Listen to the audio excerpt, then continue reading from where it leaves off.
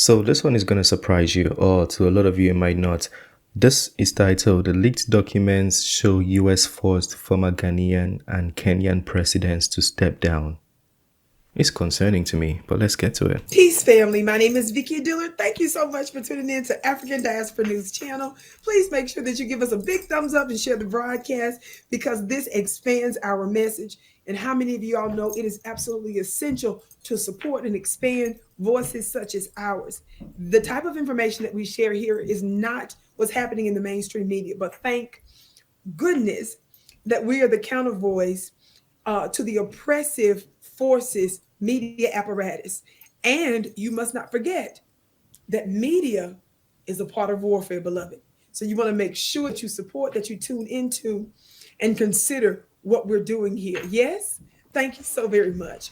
Family, I came across some shocking information. I have been really studying and really scrutinizing this 2019 law that the United States of America passed. And it's important right now because the implementation of this law, known as the GFA, which stands for the Global Fragility Act. Yes, you heard that correctly. The Global Fragility Act. Now, this particular think tank that has the ear of the United States, Washington, D.C. type, talking heads, the folks that are really the decision makers and the invisible hand behind laws that our Congress passes, some information was recently brought to my attention. And within this essentially lengthy essay, it exposed some very interesting information. And I wondered if you all knew this. This piece says concerning, and this is within the context of them discussing the GFA, but it specifically mentions that due to U.S. diplomacy, it says including White House involvement,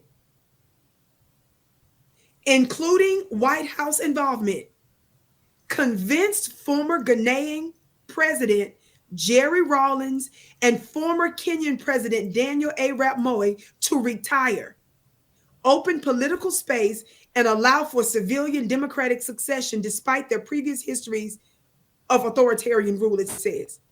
It goes on to say both countries probably would have fallen into unstable trajectories had Rawlings and Moi not done so. This essay that was brought to my attention, as you can see displayed, says that through U.S. diplomacy, including White House involvement, they're the ones that told those former presidents to step down.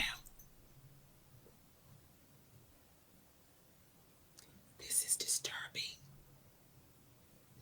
Not only that, it says, and this is also another interesting document that I'm citing, as Herman Cohen documents in his history of U.S. policy in Africa, that's a piece that you can research, U.S. presidential involvement and intervention at critical moments have been essential to shaping favorable outcomes in Africa. Let me tell you something, beloved. Been essential in shaping.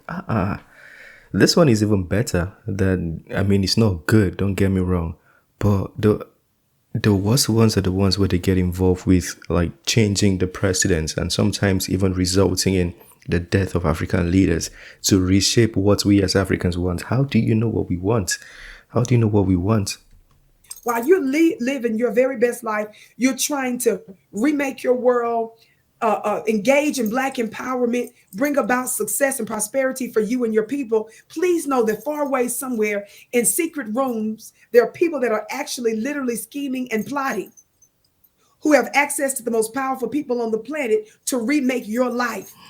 And they come in under the guise of humanitarian aid, among other ways. And they use their bully pulpit and the label of the United States of America to simply make a phone call, essentially, to have nation leaders step down. Watch this. It made one other interesting thing I find interesting. And one thing that hasn't been written there is, what if they didn't step down? I'm sure there might have been another option. Like, if you don't step down, we are going to be forced to do this. And that's why they probably stepped down. Yeah, I'm sure there had to be something like that. I mean, there's no facts to prove it yet, but maybe. In the wake of what's happening right now, particularly in West Africa, the Sahel, and so forth, listen to what else this essay says. The regional economic community of West African states. Who is that, family? Is that not ECOWAS? Have we not been discussing them threatening violence and military intervention against their own brothers in the Sahel? Haven't we been saying for the longest that it appears, based on information and belief, that they are being moved by Western powers who are anathema to Black revolutions? It says the regional economic community of West African states, ECOWAS, espouses values and norms that align with GFA principles and could serve as a forceful diplomatic partner for the United States. We were not wrong when we were drawing connections with the chairperson of ECOWAS, current president of Nigeria, Mr. Tinubu, and other forces. Now, I understand that the current president of Ghana is Mr. Akufo-Addo. Akufo-Addo. We know that Mr. William Ruto. Ruto is the current president of Kenya. It is my prayer that the people are made aware of what has happened in their country. I would imagine they are very likely to know that it was U.S. meddling that was involved in their previous governments. And this is a bit of a smoking gun, I believe. And it is my prayer and my hope that they will continue to stand for their people. And perhaps they might be on some level trying to weed out some of the remnants of some of the previous administration and thinking, and who knows what other pressures they're under that they don't tell the public about. So I don't want us to immediately throw anybody under the bus, because there are too many moving parts for us to have such a linear and parochial view on what's happening. I just recently saw a speech by the representative of Burkina Faso at the UN General Assembly. He was saying even after the coup in Burkina Faso and the current leader, Captain Ibrahim Traore, pardon me, I said Ibrahimovic. But even as he's the president right now, the powers that be are still putting in policies and even physical forces to force his hands to step down. Even though in the surface, it feels like there's nothing ongoing, like everybody has accepted it, but they're still forcing his hands to make sure he steps down. But I'm bringing this out to say this is why the people's involvement and the people rising up to support their governments that appear to be moving in the right direction is important. This is the reason why it is incumbent upon us to remain engaged, because this is our world. And I'm bringing you this information to let you know that there are some pretty powerful forces that don't want to stop meddling in African business, because many of them feel that their very existence is contingent on it. So if you believe that your very existence and well-being is contingent upon the resources and control of African leaders, you can best believe they're going to continue to try to do so. Because for some of them, their very life depends on it. But we're the original people. And I am reminded of a divine prophetic text that says that the divine, the Most High, sees these councils and he's laughing at them. In fact, I believe one reference is from Psalm 2 that says that they make counsel against them, but it says that the Most High simply laughs. This also reminds me that before the continent of Africa was broken up into these multiple states, the Europeans were meeting where? In a Berlin conference to map out a continent that didn't even belong to them. So don't think it's strange that the children and the offspring of such individuals aren't still plotting and planning and scheming.